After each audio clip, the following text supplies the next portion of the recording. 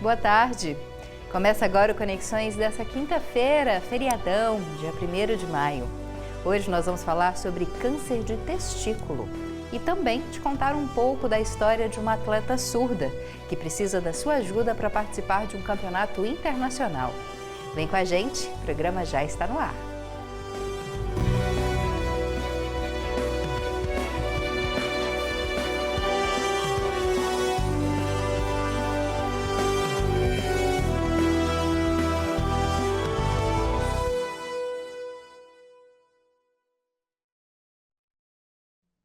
Seja bem-vinda e bem-vindo, você que nos acompanha ao vivo na TV UFG ou no nosso canal no YouTube. Eu sou a Camila Maia, uma mulher cis de pele clara, tenho cabelos escuros, abaixo dos ombros, olhos castanhos claros e tenho à minha esquerda o professor Diego Barbosa. Ele faz a interpretação para Libras no estúdio e se descreve como um homem de pele clara, com cabelos e olhos castanhos e barba cheia. Nós dois estamos de pé e atrás está o cenário do Conexões, em tons de azul claro, cinza e vermelho. Também há uma tela aqui bem no centro, onde agora está o nome do programa. E daqui a pouco serão inseridos nessa tela a nossa entrevista de hoje e também o nosso conteúdo de vídeo. Mas para começar, a gente vai para o nosso resumão com informações nacionais e internacionais. Em 60% dos países, em 60% dos países, os professores ganham menos que profissionais com a mesma formação, segundo o Instituto de Estatística da Unesco. Aqui no Brasil, a desigualdade é ainda mais gritante. Professores ganham, em média, 40% a menos do que outros profissionais com a mesma formação. Trata-se de uma das maiores desvalorizações salariais de docentes registradas. E outro estudo, o relatório Education at a Glance, da OCDE, aponta que o Brasil paga aos professores menos da metade da média internacional. Um professor brasileiro ganha cerca de $23 mil por ano, enquanto na Suíça, os profissionais recebem mais de $92 mil anuais. E a pandemia de Covid-19 ainda impacta na educação brasileira. Embora os níveis de aprendizagem tenham avançado nos últimos anos, o país ainda não conseguiu retomar os patamares de 2019. Além disso, as desigualdades que já estavam presentes foram acentuadas. É isso que mostra o estudo Aprendizagem na Educação Básica, Situação Brasileira na Pós-Pandemia, que foi divulgado pelo Instituto Todos pela Educação. Esse estudo foi feito com base nos relatórios do SAEB, que é o Sistema de Avaliação da Educação Básica, e que é aplicado para estudantes do 5º e do 9º ano do ensino fundamental, e também do ensino médio, para avaliar o desempenho em matemática e língua portuguesa. Em todas as etapas, os resultados de 2023 ainda não chegaram aos níveis atingidos em 2019, antes da pandemia. Ainda sobre educação, os estudantes com menor nível socioeconômico têm pior desempenho em leitura e quase metade deles tem nível de aprendizado considerado abaixo do básico no Brasil.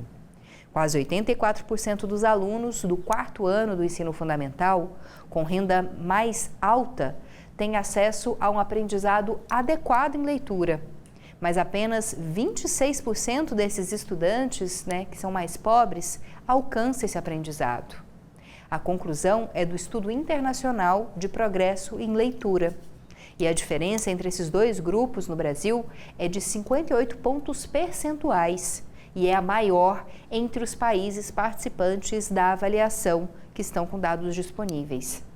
A pesquisa foi realizada aqui no Brasil pela primeira vez em 2021 e teve os resultados gerais publicados em 2023, junto a outros 65 países e regiões do mundo. Agora os pesquisadores se debruçam sobre os dados para entender como as desigualdades no país afastam os estudantes de um desempenho adequado em leitura. Os dados do estudo evidenciam que a grande desigualdade educacional no país também comprovam como a aprendizagem é afetada pela condição socioeconômica dos estudantes. Bom, para finalizar, a gente muda de assunto. Produtos típicos das mesas brasileiras, o café e o pão de queijo, estão ligados a casos recentes de trabalho escravo. Só no último ano, mais de 800 pessoas foram resgatadas em lavouras de café, o que representa cerca de 15% de todos os casos no país. Em abril de 2025, a lista suja do trabalho escravo do governo federal incluiu 11 fazendas de café que foram flagradas em condições degradantes de trabalho. No caso do pão de queijo, em 2023, 24 trabalhadores foram libertados de situações análogas à escravidão em fazendas que fornecem fécula de mandioca e de polvilho para uma das maiores empresas produtoras desse produto no Brasil. As informações são do Repórter Brasil. Bom, agora o assunto é saúde. O câncer de testículo, mais comum entre homens de 15 a 35 anos, tem altas taxas de cura quando diagnosticado precocemente, superando 95%.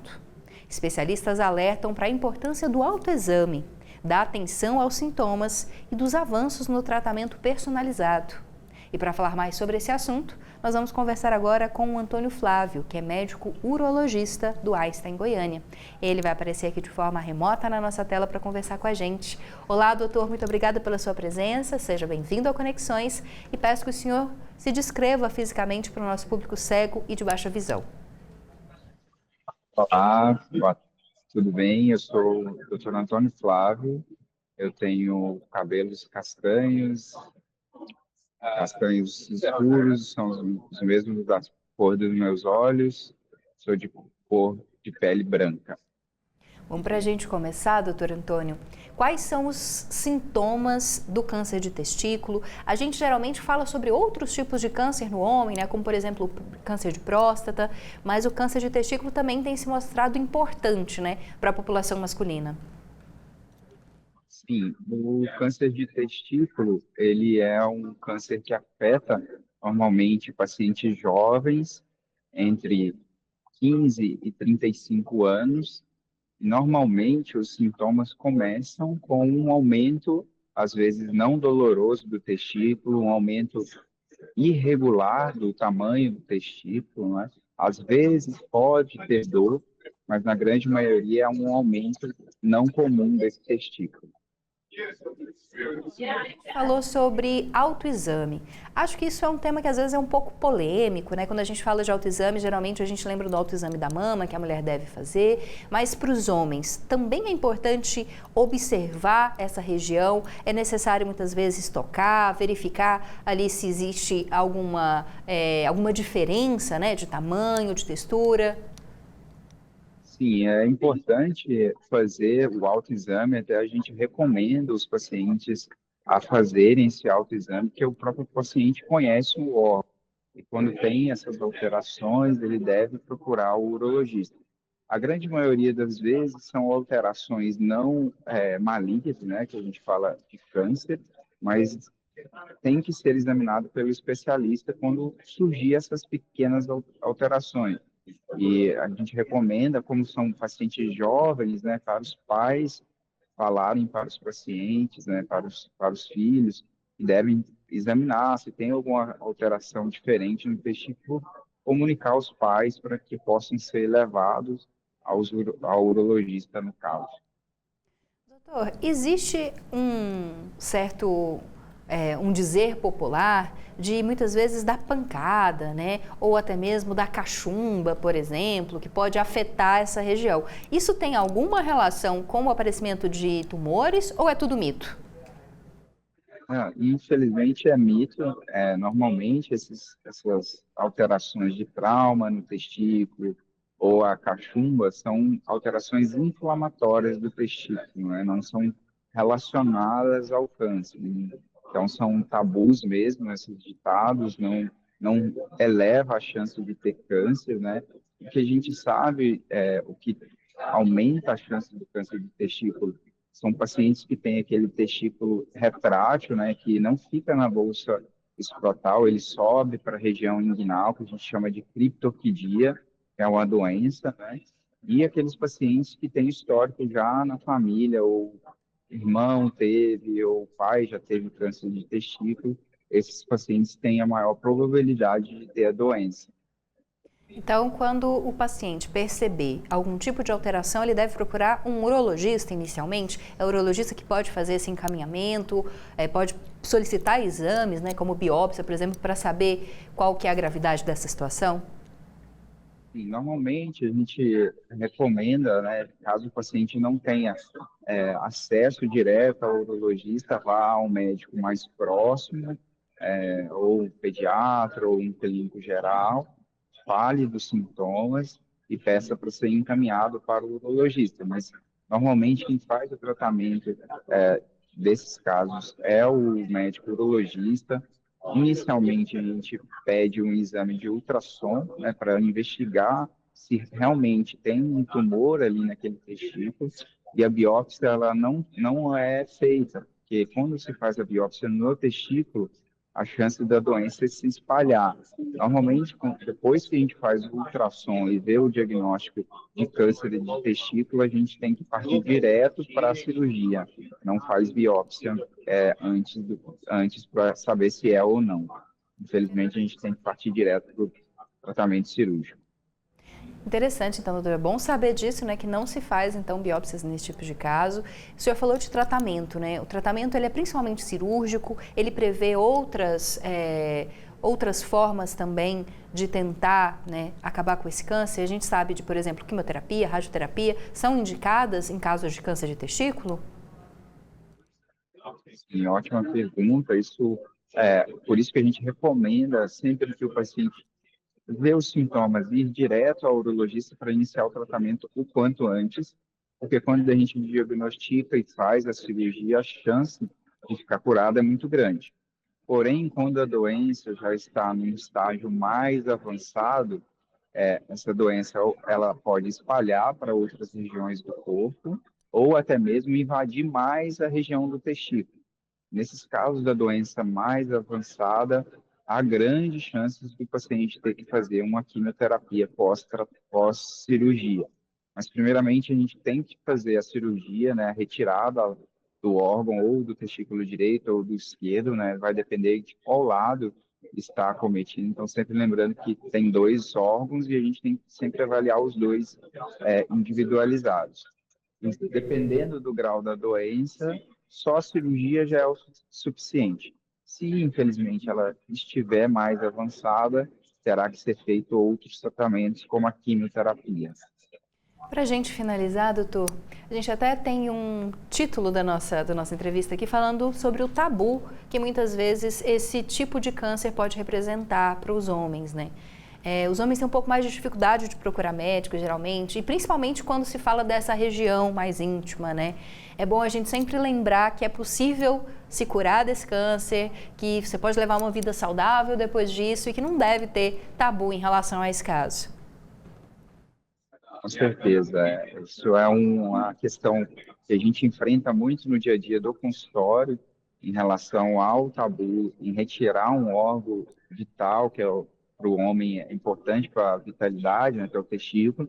Mas a gente tem que lembrar que o tratamento ele é em um testículo, ou seja, o paciente vai ter o segundo testículo. Se demorar muito a tratar, aí pode espalhar para o outro testículo. Então, mesmo tratando, tirando um testículo, a parte de fértil desse paciente, é a grande chance dela manter, né? Mesmo que, se ele for ter que fazer quimioterapia, a gente recomenda esses pacientes acolherem o espermatozoide, fazer banco de espermas para uma futura gravidez, caso desejar.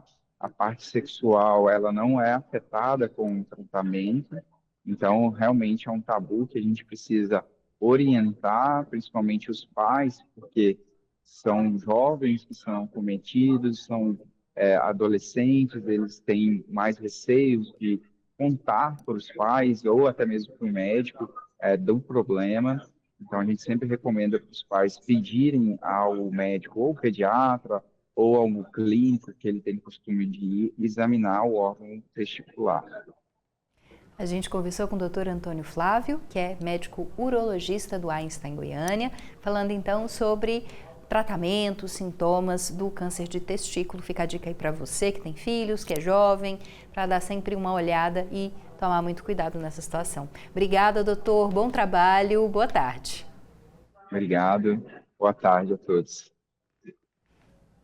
Bom, agora a gente vai para um rápido intervalo. Daqui a pouco tem um conteúdo especial do Conexões, contando um pouco da história de uma atleta surda aqui de Goiás, que está pedindo ajuda para poder participar de um grande sonho, um campeonato internacional de futsal.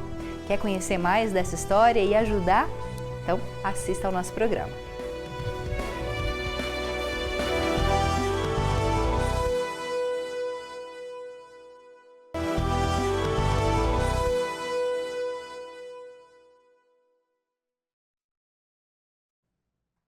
Estamos de volta com conexões desse feriadão de Dia do Trabalhador, momento de descanso para muitos, né? Então a gente está aqui te dando informações leves também, né, para esse dia. E uma dessas informações, ela é bem especial para a gente. Conexões Esportivas dessa quinta traz um pouco da história da Lara Giovana, que é membro da Seleção Brasileira Feminina de Futsal de Surdos. E ela está pedindo uma ajuda para poder realizar um grande sonho. Mas quem conta mais sobre esse assunto para a gente é o Matheus.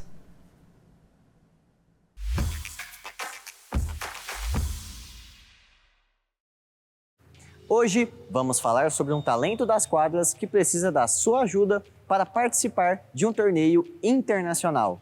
Mas, antes de contar essa história, vou me descrever. Eu sou Matheus Oliveira, um homem branco com cabelos lisos e castanhos. Os meus olhos também são da mesma cor.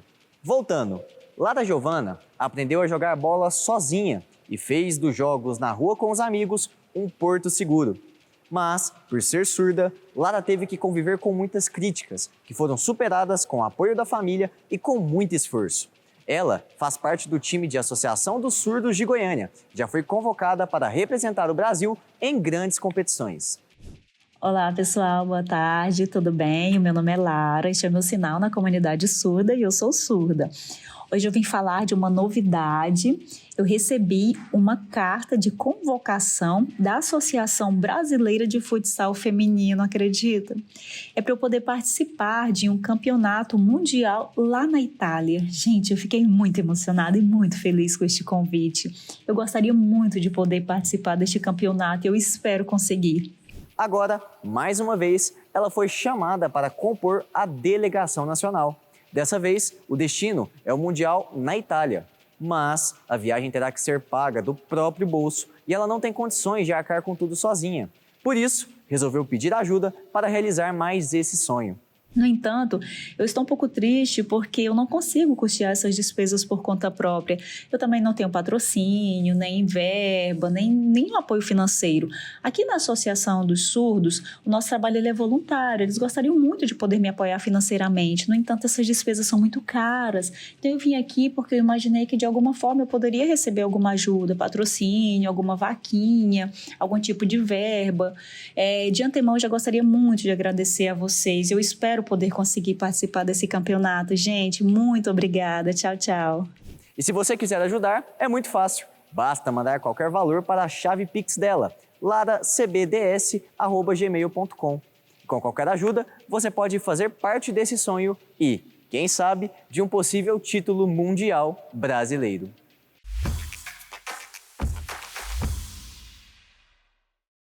A gente agradece o Matheus e, claro, deixa essa dica aí para você que, se puder ajudar, né, a levar a Lara Giovana para esse torneio.